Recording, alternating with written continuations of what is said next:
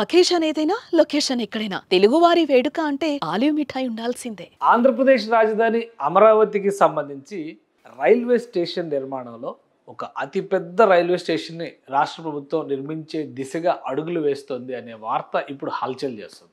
అసలు దీని కథా కమామిషి ఏంటి, ఈ భారీ రైల్వే స్టేషన్ నిర్మాణానికి సంబంధించినటువంటి పూర్వాపరాల్ని ఒకసారి విశ్లేషించేటువంటి ప్రయత్నం చేద్దాం. అమృత్ స్కీమ్ కింద దేశవ్యాప్తంగా అనేక రైల్వే స్టేషన్స్ని రీమోడలింగ్ చేసే పనిలో కేంద్ర ప్రభుత్వం ఉంది. అదే తరహాలో ఐఎంఎస్ అనేటువంటి ఒక విధానం, అంటే ఇంటర్ మోడల్ స్టేషన్స్ కింద కొన్ని స్టేషన్స్ని డెవలప్ చేయాలని చెప్పని కేంద్ర ప్రభుత్వం సంకల్పించింది. ఆ జాబితాలో ప్రస్తుతం అమరావతి కూడా చేరేటువంటి పరిస్థితి ఏర్పడింది. దీనికి కారణం ఏంటంటే షార్ట్ లిస్ట్ అయినటువంటి జాబితాలో అమరావతిని కూడా పెట్టబోతున్నట్టుగా ఒక సమాచారం వచ్చింది. దీని ప్రకారమే అమరావతిలో దేశంలోనే భారీ రైల్వే స్టేషన్ నిర్మాణం జరిగే అవకాశం ఉందనే అంశం చర్చకు వచ్చింది. అయితే బయట వైరల్ అవుతున్నటువంటి ఏ నమూనాలు కూడా అమరావతి రైల్వే స్టేషన్ నమూనాలు కావు. ఇది అర్థం చేసుకోవాలి. ఎందుకంటే దేశవ్యాప్తంగా అనేక రైల్వే స్టేషన్లకు సంబంధించి రీడిజైనింగ్, గ్రాఫిక్స్ డిజైన్స్ని కేంద్ర ప్రభుత్వం తయారు చేయించింది. ఆ డిజైన్స్నే ఇప్పుడు అమరావతి డిజైన్లుగా రోల్ చేస్తున్నారు. కానీ వాస్తవానికి అమరావతి రైల్వే స్టేషన్కి సంబంధించినటువంటి డిజైన్స్ ఇంకా రెడీ కాలేదు. అలానే ఐఎంఎస్ అంటే ఏంటి, ఇంటర్ మోడల్ స్టేషన్ అనేటువంటి కేటగిరీలో ఏ అంశాలు ఉంటాయి, నార్మల్ రైల్వే స్టేషన్కి ఇంటర్ మోడల్ రైల్వే స్టేషన్కి ఉన్నటువంటి తేడాలు ఏంటి, ఒకసారి విశ్లేషించేటువంటి ప్రయత్నం చేద్దాం. ఇంటర్ మోడల్ రైల్వే స్టేషన్స్ పేరుతో దేశవ్యాప్తంగా కొన్ని నగరాలని కేంద్ర ప్రభుత్వం సెలెక్ట్ చేసింది. దీన్ని ఒక పైలట్ ప్రాజెక్టుగా ముందుగా టేకప్ చేసింది. ఆ పైలట్ ప్రాజెక్టుకు సంబంధించినటువంటి 2 నమూనా స్టేషన్స్ని కూడా, ఒకటి నాగ్పూర్లో, ఇంకొకటి వారణాసిలో నిర్మించారు. ఇది సూపర్ సక్సెస్ అయిన తర్వాత మరొక 13 నగరాలని కేంద్ర ప్రభుత్వం ఈ జాబితాలో షార్ట్ లిస్ట్ చేసింది. సో ఈ షార్ట్ లిస్ట్ అయినటువంటి జాబితాలో ఢిల్లీ, జైపూర్, అలానే గ్రేటర్ ముంబై, పూణే, హైదరాబాద్, బెంగళూరు, మదురై, చెన్నై, విశాఖపట్నం, భువనేశ్వర్, కోల్కతా, పాట్నా, గౌహతి ఇవన్నీ ఉన్నాయి. వాటితో పాటు అమరావతి కూడా ఆంధ్రప్రదేశ్ నుంచి రిప్రజెంట్ చేస్తే ఇది కొత్తగా వచ్చినటువంటి అంశం కాదు, గతంలోనే కేంద్ర ప్రభుత్వం డిసైడ్ చేసినటువంటి అంశం. అలానే దీని ప్రకారం ఏ అంశాలు ఉంటాయంటే మొత్తంగా 15 సిటీలు ఇప్పుడు ఇందులో ఈ కేటగిరీలో ఉన్నాయి. దీని ప్రకారం ప్యాసింజర్ టార్గెట్, అంటే చాలా ఎక్కువ ప్యాసింజర్స్ని హ్యాండిల్ చేసే కెపాసిటీతో దీన్ని నిర్మిస్తారు. ఇప్పుడు అమరావతిలో నిర్మించబోయేటువంటి రైల్వే స్టేషన్కి సంబంధించి 3 లక్షల మందిని హ్యాండిల్ చేసే కెపాసిటీతో నిర్మించే అవకాశాలు కనిపిస్తున్నాయి. అలానే present passenger road and railway డిమాండ్ను కూడా ఒక అసెస్మెంట్ వేస్తారు. అలానే connectivity by rail and road దాన్ని కూడా అంచనా వేస్తారు. సిటీ ఇన్ఫ్రాస్ట్రక్చర్, ముఖ్యంగా రింగ్ రోడ్లు, ఎంఆర్టీఎస్ ఇటువంటివి ఏమైనా ఉంటే కనుక వాటిని కనెక్ట్ చేసేటువంటి ప్రయత్నం చేస్తారు. అలాగే నో కంపీటింగ్ ఇన్ఫ్రాస్ట్రక్చర్, దీనికి పోటీగా ఇతర ఇన్ఫ్రాస్ట్రక్చర్ లేకుండా ఉండడం అనేది ఇక్కడ ప్రధానమైనటువంటి అంశం. అమరావతిలో కొత్తగా నిర్మిస్తున్నారు కాబట్టి అక్కడ ఎలాంటి పోటీ కూడా ఉండే అవకాశం ఉంది. Availability of satellite railways stations, ఇది దాని చుట్టుపక్కల ఉన్నటువంటి రైల్వే స్టేషన్స్ని కూడా ఇందులో ఒక క్రైటీరియాగా తీసుకునేటువంటి అవకాశం ఉంటుంది. సో ఈ అంశాలు అన్నింటినీ దృష్టిలో పెట్టుకొని ఈ ఐఎంఎస్ రైల్వే స్టేషన్లకు సంబంధించినటువంటి కేటగిరీని కేంద్ర ప్రభుత్వం రూపకల్పన చేసింది. అందులో భాగంగానే మోడల్ సిటీస్గా వారణాసిని డెవలప్ చేసినటువంటి విధానం ఇది. అంటే ఇందులో ఏవేవి ఉంటాయో తెలుసుకోవడం కోసం ఇది ఎక్స్ప్లెయిన్ చేస్తున్నాయి. ఎందుకంటే అమరావతి రైల్వే స్టేషన్ అనే అమరావతి గురించి చెప్పగానే కొంతమంది ఎంత ఆపసోపాలు పడుతున్నారంటే ఏదో రోజు భజన చేస్తున్నారనేటువంటి ఫీలింగ్ వస్తుంది. కాబట్టి వాస్తవాలు చెప్పేటప్పుడు కొన్ని క్లారిఫికేషన్స్ కూడా ఇవ్వాలి కాబట్టి అందులో భాగంగా ఇస్తున్నాం.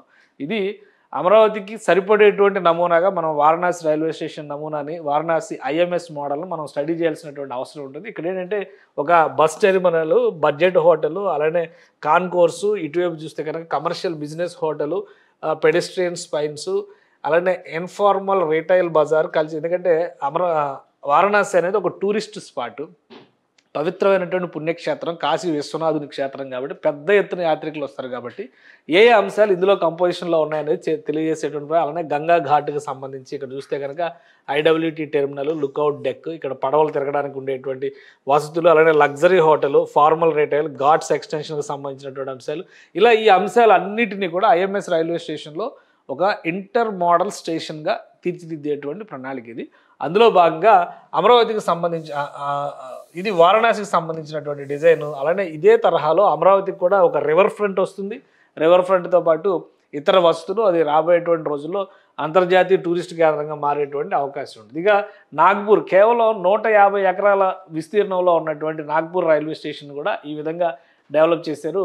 ఇది 5 స్టార్ హోటల్ ఒకటి, iconic commercial tower, budget hotel, flyovers, old flyovers అంటే ట్రాన్సిట్ సిస్టమ్ను కూడా మెరుగుపరిచారు. ఇది ఇంప్రూవ్ చేసేటువంటి క్రమంలో ఇక్కడ metro railway station, normal railway station వీటన్నిటిని కూడా ఇంటర్ కనెక్టెడ్గా మార్చారు. అలానే రిటైల్ స్పేస్, 3 స్టార్ హోటల్స్.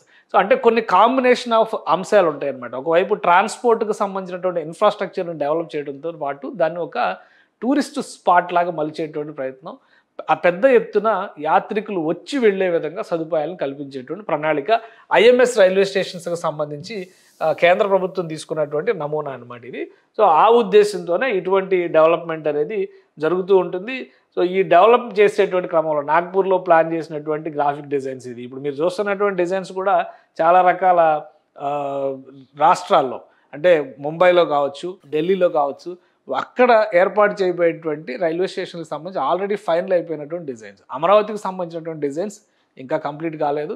అవి కంప్లీట్ అయిన తర్వాత మనం మళ్ళీ వాటి గురించి మాట్లాడుకోవచ్చు. ఇది కేవలం 148 ఎకరాల విస్తీర్ణంలో చేసినటువంటి ఐఎంఎస్ రైల్వే స్టేషన్ అంచనాలు ఇవి, ఎస్టిమేషన్స్ ఇవి. సో వీటిని దృష్టిలో పెట్టుకునే కేంద్ర ప్రభుత్వం దీన్ని డెవలప్ చేసింది. ఇక ఇదే తరహాలో అమరావతికి రైల్వే స్టేషన్ డెవలప్ చేయాలంటే ఎలాంటి ప్రణాళికను సిద్ధం చేస్తారు? ఇది కూడా పాతదే, ఎప్పుడు చూసేటువంటి మ్యాపే ఇదే సోది చెప్తున్నారు అనేటువంటి అభిప్రాయం మాత్రం రావద్దు. ఎందుకంటే ఇది ప్రతిదాని ఒక బేస్ లైన్. ఇది అన్ని ట్రాన్స్పోర్ట్ సిస్టమ్స్ని కూడా అమరావతి ప్రాంతంలో ఈ ఒక్క మ్యాప్లోనే పొందుపరిచేటువంటి ప్రణాళికని రూపొందించారు. ఇప్పుడు రాష్ట్ర ప్రభుత్వం అమరావతిలో రైల్వే స్టేషన్ ఎక్కడ నిర్మించేటువంటి అవకాశాలు ఉన్నాయి, ఎక్కడ ల్యాండ్ ఇచ్చేటువంటి అవకాశాలు ఉన్నాయి, అది విశ్లేషించడం కోసం ఈ మ్యాప్ బయటకు తీయాల్సి వచ్చినట్టు. అలానే మొత్తం ఓవరాల్గా మనం చూస్తే కనుక ఆంధ్రప్రదేశ్ అమరావతికి సంబంధించినటువంటి టోటల్ ట్రాన్సిట్ సిస్టమ్ కింద మనం చూడాల్సి ఉంటుంది.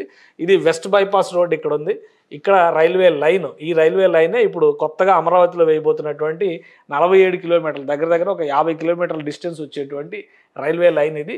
సో ఆ రైల్వే లైన్ ఇక్కడ వైకుంఠపురం బ్రిడ్జ్ నిర్మాణం జరుగుతుంది. ఇక్కడ మళ్ళీ ఇన్నర్ రింగ్ రోడ్ ఉంది. ఇన్నర్ రింగ్ రోడ్ ఎక్కడ ఉంది బాబు అని చెప్పి మళ్ళీ చాలామంది కామెంట్స్ చేస్తారు. కానీ ఇన్నర్ రింగ్ రోడ్ అనే ప్రపోజల్ సజీవంగా ఉంది. ప్రస్తుతానికి నిర్మాణం చేపట్టకపోయినా అది ఏ రోజైనాగా నిర్మించేటువంటి అవకాశం ఉంది. వచ్చేటువంటి ఏడాది 2 ఏళ్లలో రాష్ట్ర ప్రభుత్వం దాని మీద ఒక సంకల్పం తీసుకునేటువంటి అవకాశం ఉంది. కాబట్టి దాన్ని అలా పక్కన పెట్టి చూస్తే ఈ railway track inner ring road వెంబడే ఇలా వస్తుంది. సో ఇక్కడికి వచ్చిన తర్వాత ఇక్కడ బ్లాక్ మార్క్ ఉన్నటువంటి స్క్వేర్ కట్స్ ఉన్నాయి. అంటే ఈ రోడ్స్కు సంబంధించినటువంటి ప్రణాళికలు కేవలం గ్రీన్ అండ్ రెడ్ లైన్స్తోనే ఎండ్ అవుతాయి. కానీ ఇన్నర్ రింగ్ రోడ్ అనేటువంటి ప్రపోజల్ కనుక ముందుకు సాగితే దీన్ని కనెక్ట్ చేసేందుకు ఈ బ్లాక్ గ్రిడ్ అనేది డిజైన్ చేశారు. ఇక్కడ పెదపరిమి, అలానే ఇక్కడ నెక్కల్లు, ఈ 2 ప్రాంతాల మధ్యలో చాలా బ్లాక్ మార్క్ ఉన్నటువంటి జోన్స్ ఎక్కువగా కనిపిస్తున్నాయి. సో ఈ ప్రదేశంలో 1500 ఎకరాల భూముల్ని రాష్ట్ర ప్రభుత్వం ఈ నిర్మాణానికి సంబంధించి కేంద్రానికి అప్పగించడం, అంటే రైల్వే శాఖకి అప్పగించడానికి 1500 ఎకరాల భూముల్ని ఈ పరిధిలో ఆంధ్రప్రదేశ్ ప్రభుత్వం ఇవ్వడానికి రెడీగా ఉంది. ఈ భూములు కనుక ఇస్తే ఇక్కడ నిర్మాణాలు జరగడానికి, రైల్వే స్టేషన్ నిర్మాణం జరిగేటువంటి అవకాశం ఇక్కడే ఎక్కువగా ఉంది.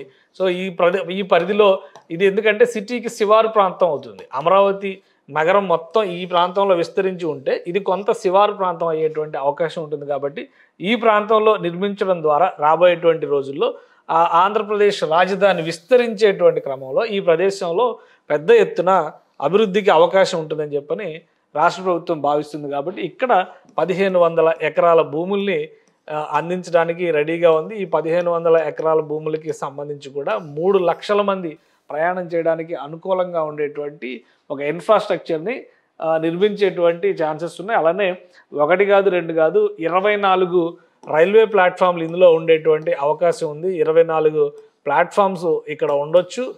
అలానే కార్గో హ్యాండిలింగ్కి సంబంధించి కూడా 4 ఏరియాలని కార్గో హ్యాండిలింగ్ కోసం కేటాయించేటువంటి అవకాశం ఉంది.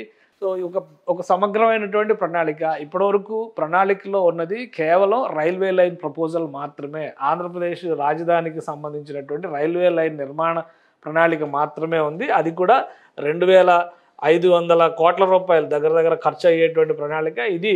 అటు ఖమ్మం జిల్లాలో ఉన్నటువంటి ప్రాంతం నుంచి ఇక్కడ నంబూరు వరకు ఒక రైల్వే లైన్ నిర్మాణం జరుగుతుంది.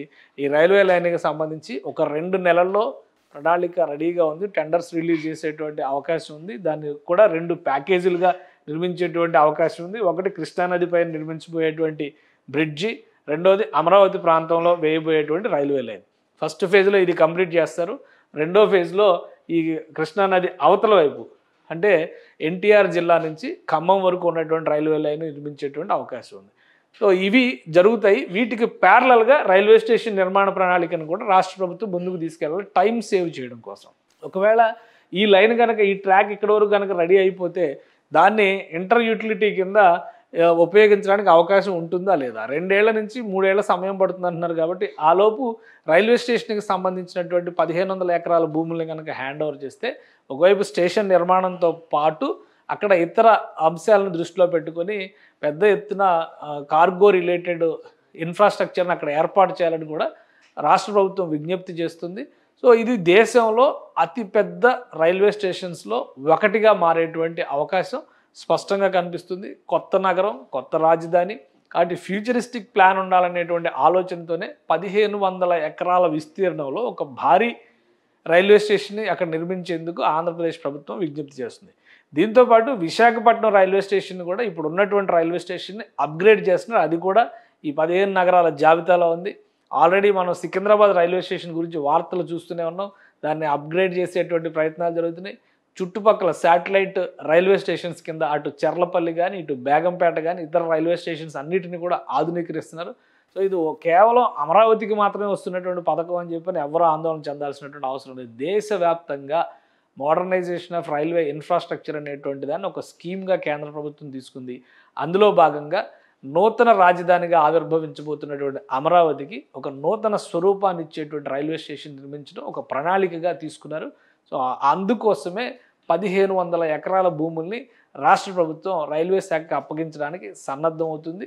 ఈ ప్రాసెస్ అంతా కంప్లీట్ అవ్వడానికి కనీసం ఒక 3 నుంచి 6 నెలల సమయం పట్టే అవకాశం ఉంది. 2 నెలల్లో అమరావతి రైల్వే లైన్కి సంబంధించినటువంటి పనులు మొదలైతే ఆ తర్వాత రైల్వే స్టేషన్కి సంబంధించినటువంటి ప్రొసీజరల్ డిజైన్స్ కానీ, కేంద్ర రైల్వే బోర్డు అప్రూవల్స్ కానీ, సెంట్రల్ గవర్నమెంట్ అప్రూవల్స్ కానీ, రాష్ట్ర ప్రభుత్వం ఇన్వాల్వ్మెంట్ కానీ, టెండర్స్ పిలవడం ద్వారా పనులు మొదలుపెట్టేటువంటి అవకాశాలు కనిపిస్తున్నాయి. ఎందుకంటే రైల్వే లైన్ మొత్తాన్ని కూడా 4 ఏళ్లలో పూర్తి చేస్తామని రైల్వే శాఖ చెబుతుంది. 3 ఏళ్ల లోపే కంప్లీట్ చేయాలనేటువంటి సూచనని ఆంధ్రప్రదేశ్ ప్రభుత్వం ఇప్పటికే చేసింది. సుమన్ టీవీలో మీ పర్సనల్ అండ్ బిజినెస్ ప్రమోషన్స్ కోసం కింది నెంబర్కి కాంటాక్ట్ చేయండి.